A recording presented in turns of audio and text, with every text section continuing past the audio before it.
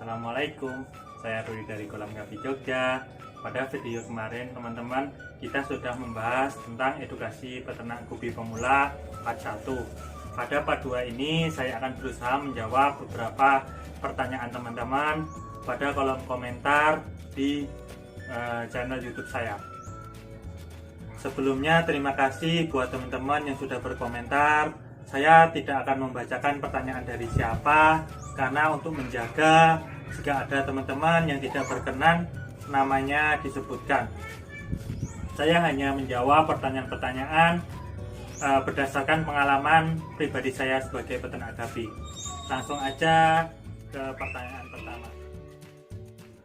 Pertanyaan pertama, kualitas ikan dapat dilihat dari mana, Mas?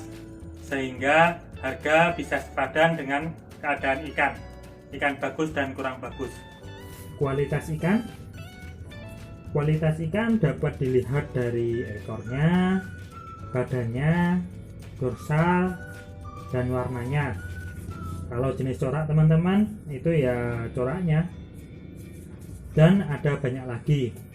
Kalau bicara masalah kualitas, saya mengelompokkan gapi menjadi dua teman-teman. Yang pertama berdasarkan standar kontes, dan yang kedua itu berdasarkan kesukaan penghobi atau disebut juga kolektor. Standar kontes itu teman-teman bisa kita cek langsung seperti apa standar kontes gupi di Indonesia. Sudah banyak kok di share di media sosial, di Facebook, Instagram, dan lain-lain. Sedangkan kalau berdasarkan penghobi atau biasa disebut kolektor, di sini nggak ada standarnya teman-teman. Jadi biasanya cenderung gupi yang jenis langka atau gupi yang menarik. Pertanyaan selanjutnya, maaf Mas, izin bertanya, cara kawinkan gupi yang benar gimana ya? Apakah dikawinkan pada usia minimal 4 bulan baru bisa lahir anaknya? Soalnya saya kawinkan gupi kok nggak beranak-beranak, Mas. Cara kawinkan gupi cuma tinggal dicampur jantan dan betina. Sebenarnya gupi dari umur sekitar 2 bulan udah bisa kawin, cuma nanti kualitas anaknya kurang bagus dan jumlah anaknya juga masih sedikit. Kadang cuma lahir 2 ekor, 5 ekor, biasanya masih kurang dari 10 ekor. Kalau usia ideal menurut saya sekitar 3-4 bulan. Biasanya penyebab gupi lama beranak itu pertama tempat kawinnya terlalu luas, jadi jantan kesulitan untuk mengawini betina. Yang kedua, usia ikan yang mulai tidak produktif. Gupi paling produktif menurut saya usia 3-6 bulan. Biasanya kalau sudah semakin tua, interval beranaknya akan semakin panjang. Dan jenis-jenis tertentu kadang memang ada yang lumayan sulit untuk berkembang.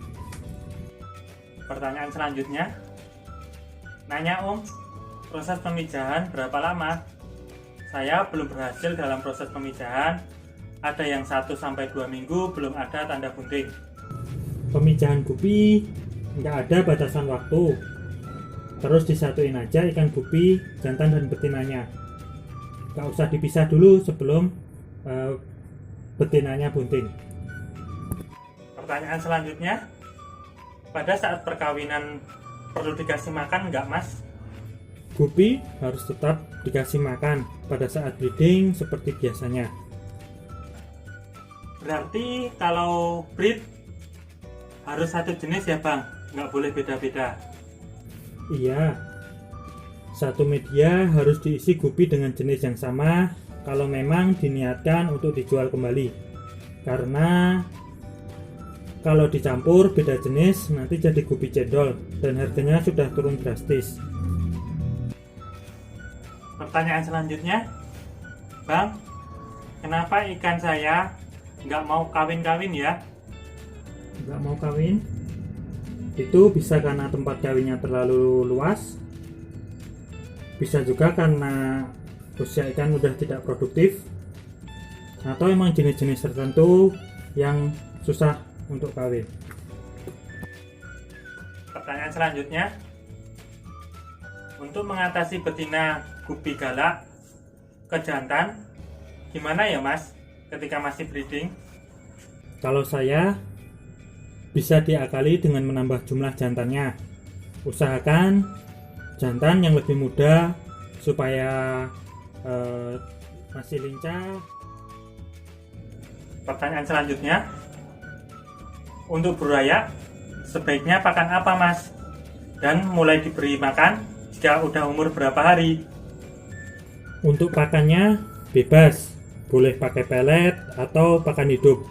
Cuma kalau pelet harus yang serbuk atau pelet dewasa yang digerus biar muat di mulut burayak. Pemberian pakan bebas setelah hari kedua, ketiga, atau keempat. Pertanyaan selanjutnya, dikasih pakan kutir apakah bisa? Bisa, cuma hati-hati. Kalau kutir tangkapan alam, takutnya membawa penyakit. Kalau kutir ternakan, itu lebih aman. Bisa sih pakai kutir tangkapan alam, cuma harus benar treatmentnya agar tidak membawa penyakit. Apakah burayak bisa memakan artemia? Bisa, malah bagus pakai artemia. Tapi jangan lupa disaring dulu ya. Karena kalau enggak nanti cangkang sama telur sama artemianya bisa tercampur, itu bisa membawa penyakit. Pertanyaan selanjutnya, Bang, kok saya baca di Google burayak boleh dikasih makan setelah 5 hari. Jadi yang benar 5 hari atau 3 hari? Mohon penjelasannya. Bebas Mas, mau sehari, 2 hari, 3 hari, atau 4 hari, atau 5 hari, itu nggak masalah. Monggo, ngikut aja jenengan enaknya yang mana. Pertanyaan selanjutnya, Mas, kalau ikan gupi dipelihara di kolam halaman rumah bisa nggak? Bisa Mas, yang penting jaga kualitas air aja. Mau tanya Om, kan gupi harus pakai aerator. Harus pakai aerator terus nggak ya? Ember besar nggak pakai aerator itu nggak masalah, karena di tempat saya di ember itu rata-rata nggak pakai aerator.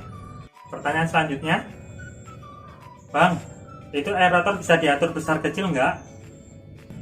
Bisa diatur dengan keran aerator. Pertanyaan selanjutnya, Mas, kalau untuk yang benar-benar pemula, mending beli indukan yang sudah mau beranak atau kita beli jantan dan betina Mas?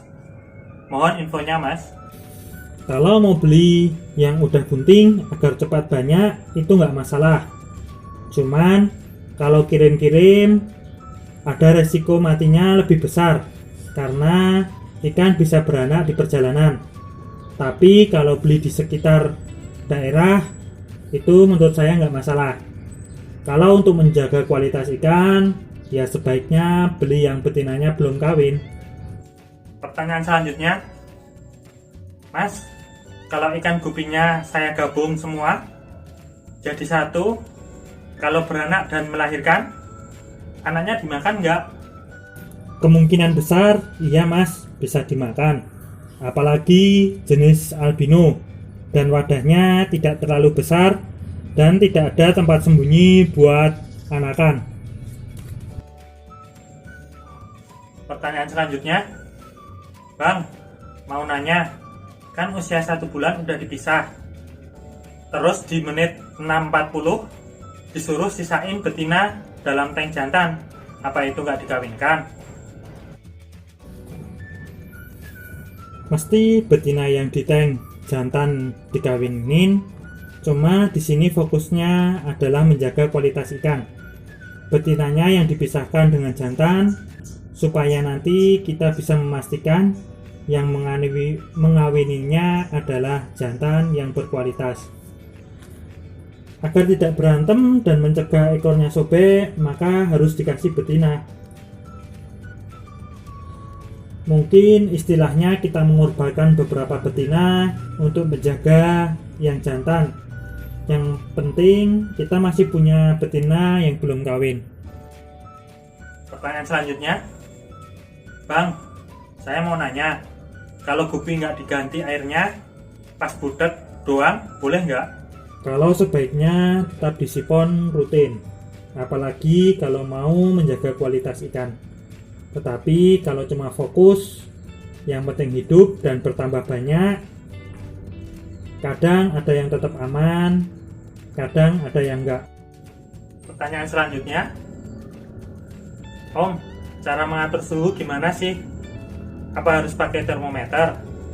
Kalau cara mengatur suhu di tempat saya biasanya dengan dua cara. Pertama, dengan mengurangi ketinggian air. Terus yang kedua, sering ganti air. Ada juga bisa dengan heater. Itu yang paling enak untuk mengatur suhu. Kalau untuk mengecek suhunya emang paling bagus pakai termometer. Tapi kalau tidak ada termometer, saya biasa cuma pakai ujung jari. Nanti ujung jari dicelupkan ke air yang lama dibandingkan dengan air yang baru. Kalau perbedaannya terlalu drastis, sebaiknya jangan diganti. Demikian teman-teman video kali ini, semoga bermanfaat. Dan bila ada teman-teman yang bisa bantu menjawab pertanyaan-pertanyaan teman-teman yang lain, silakan komentar di bawah. Dan mohon maaf bila saya salah dalam penyampaian. Dan terima kasih sudah menonton video sampai akhir. Dan sampai jumpa di video